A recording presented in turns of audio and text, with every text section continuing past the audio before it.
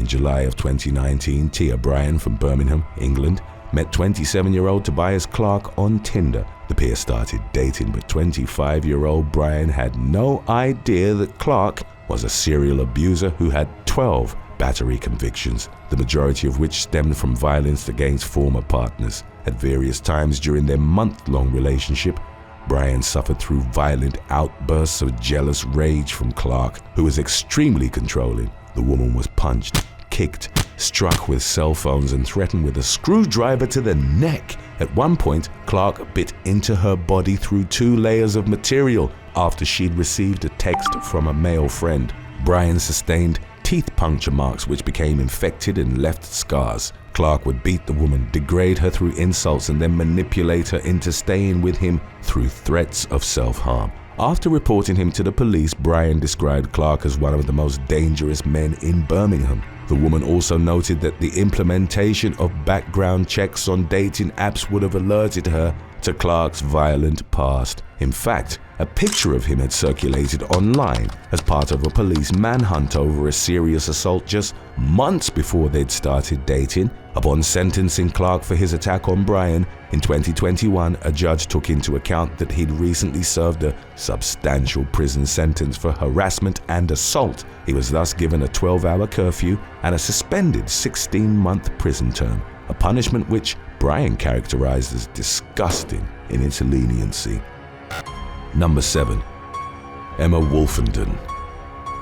Leading up to January the 21st of 2021, Robert Truscott and 36-year-old Emma Wolfenden had been friends for about 4 years. They regularly met up for drinks at the woman's home in Oakham, Rutland, England, but Wolfenden was reported to have had no interest in a relationship with Truscott. In January, she told him that a man she'd met on Tinder would be visiting her home. By then, Truscott had become obsessed with the woman, and he was enraged by the prospect of her being with someone else. The man, who worked as a stable hand, grabbed a 10-inch kitchen knife and cycled to her home. He let himself in uninvited. On the evening of January the 1st, Truscott then ambushed Wolfenden and her unnamed date. A fight between the two men unfolded as the date struck Truscott over the head with a rum bottle and then suffered a deep cut to his palm upon wresting the knife away from him. In the meantime, Wolfenden called the emergency services. The Tinder date subsequently left the home, and in the moments that followed, Truscott launched a vicious knife attack on Wolfenden. She sustained life-threatening injuries that included a stab to her neck, which pierced the jugular vein, along with several wounds to the torso, lacerating her liver, lung, and diaphragm, and 3 stabs to her abdomen. Truscott then called the police on himself, which he'd later explained as an effort to get Wolfenden medical attention. He told the operator, "I stabbed her. It's my fault. I'm sorry. There was someone else here." The police found the man tending to Wolfenden's injuries and arrested him at the scene. The victim was taken to the hospital and survived after undergoing multiple life-saving surgeries. She passed away in June of 2021, but a post-mortem determined that the circumstances weren't connected to the knife attack. In court, Truscott told a jury that he'd taken a knife with him to Wolfenden's home out of his stupidity, adding that he wasn't thinking clearly on the night. He was found guilty of attempted murder and causing grievous bodily harm to the Tinder date following a trial at Leicester Crown Court. In 2022, he was jailed for 29 years for the attack on Wolfenden, with an additional 33 months for grievous bodily harm and 18 months for possession of a knife, to run concurrently. Number 6. Natalia. In the fall of 2022, TikTok user Natalia took to the platform to share the story of how she was robbed by her Hinge date. She didn't identify him, but uploaded several photos of the neck and arm tattooed man as a warning to other women in the area of Dallas, Texas. Natalia reported that she and the man were official after only knowing each other for about 12 days. Through tears, she told her followers that she trusted him enough to invite him to her home multiple times, in spite of several red flags, one of which being that he looked like a scammer. Throughout their brief relationship, the woman estimated that her date pilfered roughly $10,000 from her. After the video went viral, Natalia gave an update in which she said she'd been contacted by a woman claiming to be the mother of her date's 2 children. The man had reportedly left being a father out of his Hinge profile. The self-described baby mama claimed that the thief had planned on taking her on a shopping spree using the money he'd stolen from Natalia. Once the story started gaining traction online, Natalia claimed the man had started sending her threatening messages. She consequently called the police and planned to hire a lawyer. Number 5. Karen Sadler.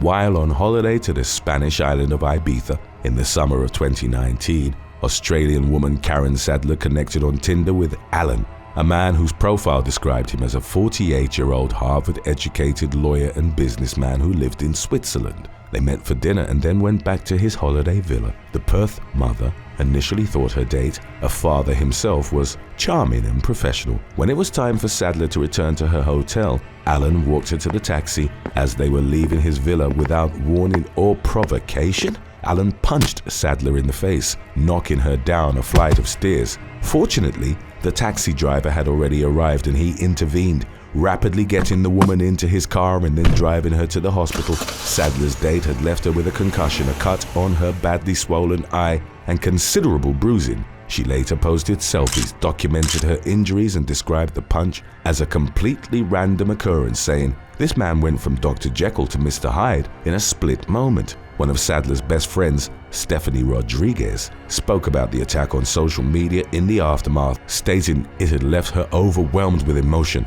Rodriguez had developed a free personal safety app for women called Wanda Safe, with the objective of preventing violent attacks. Via voice activation upon the utterance of a pre-established phrase, the app triggered an SOS function that would send the user's GPS location to their preset contacts.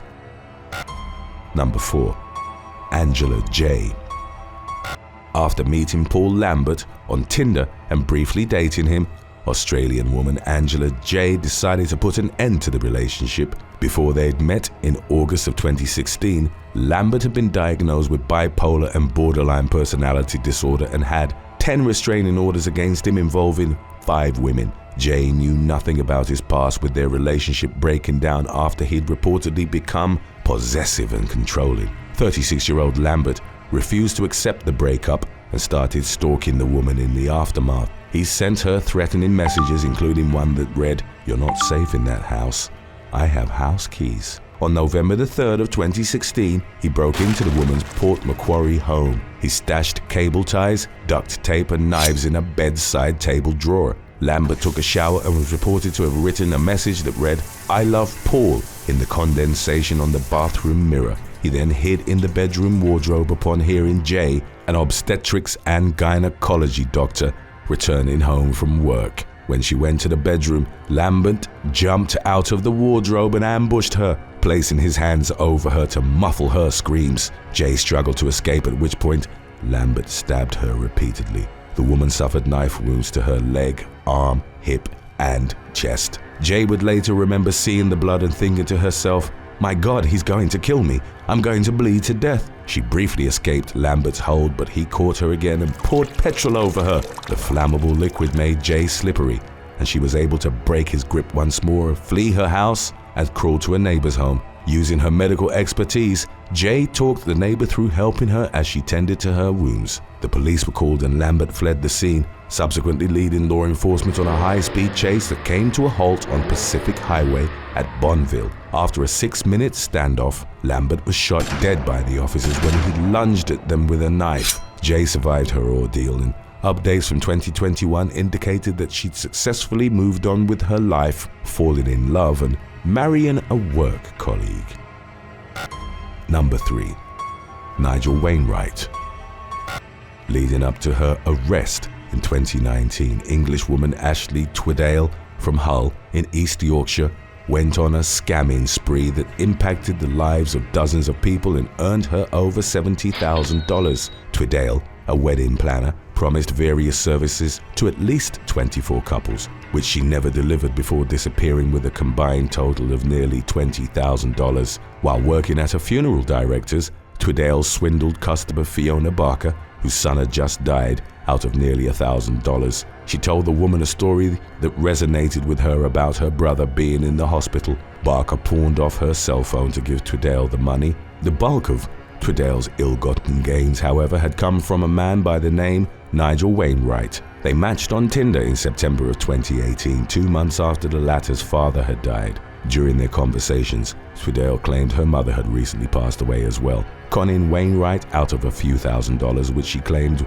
would go towards the headstone. A prosecutor would later refer to the incident as being particularly cunning and abhorrent because her mum was alive and well. Taking advantage of Wainwright's vulnerability and the fact that he'd started developing feelings for her, Tweedale also lied about being a victim of domestic abuse. Over the course of 10 months, he gave her over $53,000. Wainwright later testified in court he thought she was that special person and that her lies had ruined him financially and emotionally. Tweedale used the money to fund a gambling addiction and to take a month-long vacation to Spain after her activities had drawn condemnation on social media. Upon her return to the UK, the woman was arrested. In 2021, she was sentenced to 5 years in prison after pleading guilty to 26 counts of fraud.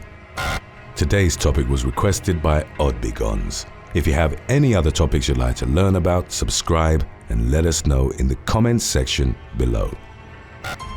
Number 2. Brittany Korri.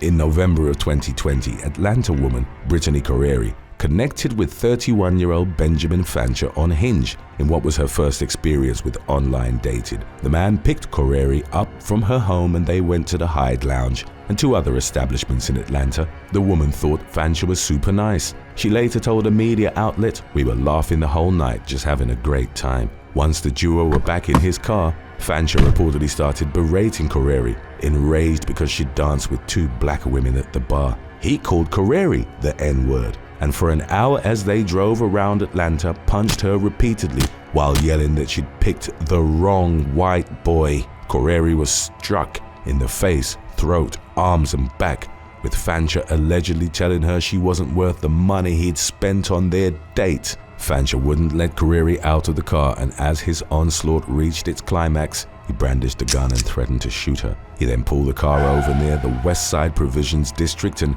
dragged his date out while he was still hitting her. A female security guard witnessed the incident and snapped a photo of a shirtless Fancher beating Korri, who was lying on the pavement next to his car. The guard intervened and Fancher took off in his vehicle. Korri, who suffered a number of injuries including split lips, shared her story on social media. She only knew Fancher as Ben by that point. Later in November, an unnamed New York woman was about to go on a date with a man she'd met on a dating app and who told her had recently moved from Georgia to New York to live with his grandparents. The date would never materialize as the woman came across Korri's Instagram post and recognized Fancher as the man with whom she'd been talking. The woman contacted local police and Fancher was arrested in Kent, New York on charges of kidnapping, false imprisonment and aggravated assault. If you've not yet seen our release on When Egos Go Wrong, then you can stay tuned after number 1 if you'd like to catch that one as well still. Number 1. Caitlyn Boss. In April of 2023, Utah woman Caitlyn Boss spoke to the media about a date gone wrong with a man she only identified as Trevor. They'd met on Tinder and after FaceTiming each other agreed to meet up for dinner. 22-year-old Boss claimed that in person Trevor's behavior changed drastically as he displayed an obnoxious wannabe rapper attitude. The young woman took note of several red flags, which included Trevor continuously talking about his money and music while attempting to play her his songs in the middle of the Olive Garden restaurant. Boss went to use the restroom and started contemplating an excuse to leave. Upon returning, she saw that Trevor was on his phone looking at nudes he'd received from a woman. He liked the photos and texted her back. The moment got even more awkward as he then opened a folder and sent a different woman several photos of his manhood. Boss sat back down, and when Trevor tried to play things off, she got up and left, subsequently blocking him from the app. Boss concluded the story by saying, "I didn't say buy or pay for my food. I didn't even eat my food. That's how fast this date was." Number 6. Paul Murdoch. Shortly after 10 p.m. on June the 7th of 2021, Alex Murdoch called 911 after discovering that his wife Maggie and son Paul had been shot at their family hunting lodge in Colleton County, South Carolina. Police officers were dispatched to the scene, where it was determined that both Maggie and Paul had already succumbed to multiple bullet wounds. The authorities officially confirmed the identities of the victims the following day and classified the incident as a double homicide. At the time of his death, 22-year-old Paul was facing criminal charges stemming from a 2019 accident that he'd allegedly caused by operating a boat while under the influence of alcohol. According to eyewitnesses, he'd been exhibiting erratic behavior, which those who knew him later attributed to his supposed drunk alter ego named Timmy. The temperature on the evening of the accident had reportedly reached lows of approximately 40 degrees Fahrenheit. In spite of the colder weather, Paul, who was purportedly overtaken by his volatile alter ego, stripped down to just his underwear. He also allegedly slapped his girlfriend before losing control of the boat and crashing it near Paris Island. One of the vessel's passengers, 19-year-old Mallory Beach, was thrown into the water upon impact. She would remain missing for about a week before a boater eventually discovered her dead body in a marshy area in Beaufort County. As a consequence of the fatal accident that had been precipitated by his intoxication, Paul was charged with boating under the influence, causing death. He was also the target of a civil lawsuit filed by Beach's family. As with the most recent updates on the matter, investigators were still pursuing various leads regarding who might have been responsible for Paul and Maggie's murder. Number 5. Stephen Griffiths.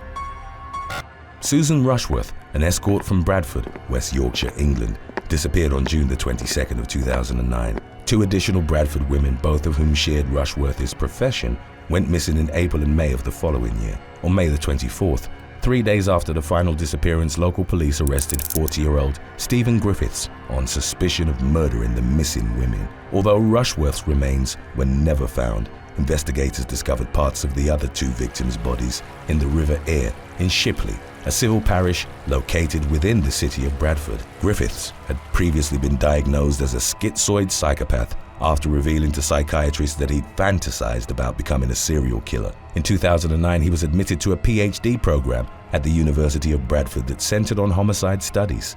It was reported that the police had kept Griffiths under observation for 2 years before he ultimately carried out the 3 killings. While being interviewed by detectives, Griffiths detailed the morbid and gruesome nature of his crimes, claiming to have consumed the cooked flesh of his victims after their deaths. In a TV documentary titled Making a Monster, psychologist Dr. Eric Cullen made the claim that Griffiths' fragile ego had been irreparably damaged in the late 1990s.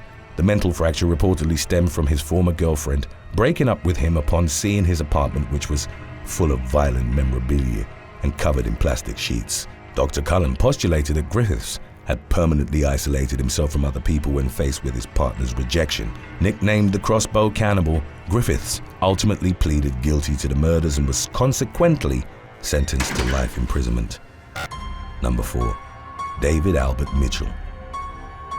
On the morning of September the 12th of 2012, an elderly birdwatcher was accosted in the woods near Central Park's Strawberry Fields, one of the busiest areas encompassed by the New York City landmark. Days before the assault occurred, the victim had reportedly taken what was described as a compromising photograph of her eventual assailant.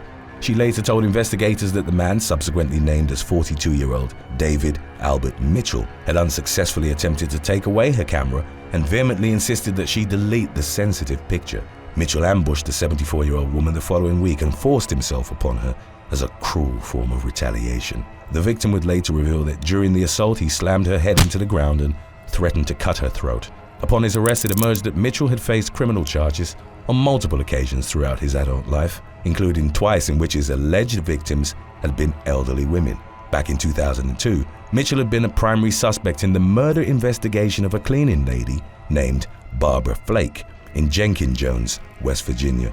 Local authorities determined that the woman had been killed by way of blunt force trauma to the head, and one of Mitchell's ex-girlfriends alleged that he'd bragged to her about committing the murder due to a lack of evidence. However, he was never formally charged in connection to the incident. Mitchell's half-brother Joe was interviewed by the New York Daily News in the wake of his 2012 arrest. Joe claimed that Mitchell wasn't directly responsible for his violent tendencies, insisting that his alter ego, Johnny, was the triggering factor of his unstable behavior. He also expressed his belief that Mitchell's internal rage would only worsen if he wasn't placed behind bars, and that failing to incarcerate his half-brother would inevitably lead to him perpetrating further acts of violence. In October of 2013, Mitchell pleaded guilty to his charges and was consequently sentenced to 30 years in prison. Number 3. Hakeem Odomosu. The police commissioner in Lagos, Nigeria, went to the Brooks estate in Magadu to meet with a strategic partner during a social gathering on January the 1st of 2022. Upon his arrival at about 6 p.m., Hakeem Odomosu was met by 4 private security guards at the estate's entrance. They reportedly attempted to aid the commissioner by providing him with directions, but their bid to assist him was mistaken for a refusal of entry, and Odomosu became outraged at the perceived insult. The commissioner then loudly declared that he was placing the private security personnel under arrest. Shortly thereafter, a woman passing by with her 3 children was arrested as well after she'd reportedly intervened in an attempt to make sense of the situation. Several estate executives and security agents subsequently converged at the estate gate, leading to a complete shutdown of the area that ultimately caused a 4-hour-long traffic jam on Magadu's CMD Road. In spite of pleas from the executives for the detained individuals to be released, Odomosu wouldn't soften his stance until approximately 11 p.m. when he allowed the security guards and the mother of 3, who it later emerged was also recently widowed, to go free. Odomosu's actions were widely condemned in the incident's aftermath, with many believing it was his damaged ego that had compelled him to lash out so belligerently. Number 2. Mohamed Hoka. On the evening of July the 10th of 2020, London resident Mohamed Hoka and an unidentified friend made their way into the Cross Harbour DLR metro station. They then encountered a group of 5 other individuals while walking up the steps to platform 2. CCTV footage taken from the station showed that Hoke had begun talking with the other group shortly before 6 p.m. The interaction abruptly escalated and resulted in 22-year-old Hoke pulling a kitchen knife out of his fur coat, prompting the others to flee. Hoke chased after them, eventually catching up with 2 of the young men who'd run back down the stairs. He repeatedly attacked them with the blade, inflicting several stab wounds before they ultimately managed to escape. Hoke then fled the scene, leaving one of his victims, identified as Mohammed Samir Udin, critically injured from the attack. Samir's friends dragged his unresponsive body a short distance out of the station, where concerned members of the public tended to him while awaiting the arrival of paramedics. Despite the best efforts of bystanders and emergency medical personnel, Samir passed away at the scene. The other victim of Hoke's onslaught was taken to the hospital, where he underwent surgery for injuries he'd sustained to his back. 2 days after the incident, Hoke surrendered to local authorities, whereupon he was charged with murder and grievous bodily harm with intent. Investigators gathered from their interviews with the suspect that he'd never spoken to the victims prior to the day of the attack, and that he'd targeted them in a completely random act of violence. The judge presiding over the case's legal proceedings called Hoke spoiled, egotistical, and evil, expressing particular disgust towards the young man's refusal to show any semblance of remorse for his actions. The judge also claimed that because his only concern was escaping justice and not accepting responsibility for the life he'd taken, it was clear that Hoke's arrogance and egotism were deeply embedded traits that had been instilled in him when he was a child. Following a trial at Southwark Crown Court, Hoke was sentenced to a minimum prison term of 27 years. Number 1. Miranda Barbour. On November the 11th of 2013, Miranda Barbour went to the Susquehanna Valley Mall parking lot in Hummel's Wharf, Pennsylvania, to meet up with an individual to whom she'd talked on Craigslist. The 19-year-old had allegedly agreed to have intimate relations with the person, a middle-aged man identified as Troy the Ferrara, in exchange for money. After meeting in the lot, the pair drove 6 miles to the city of Sunbury. At some point, Barbour and her husband, Elite, who'd been hiding under a blanket in the back seat, viciously attacked La Ferrara. The couple allegedly wrapped a cord around the man's neck before Barbour fatally stabbed him 20 times. The following day, La Ferrara's body was found in a residential backyard in Sunbury, and local police quickly identified Barbour and her husband as being responsible for the murder. Although Barbour had initially claimed to have acted in self-defense when she stabbed the victim, the couple confessed to premeditating the killing as the investigation progressed.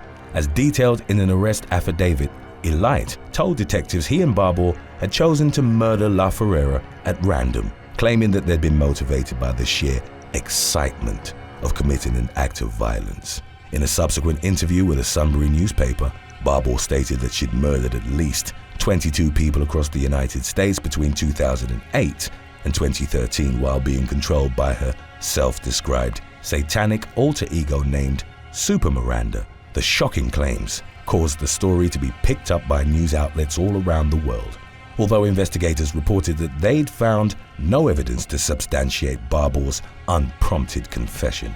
In September of 2014, both she and her husband were sentenced to life in prison without parole in connection to La Ferrara's murder. Thanks for watching. Would you rather have a love interest approach you in real life or online? Let us know in the comments section below.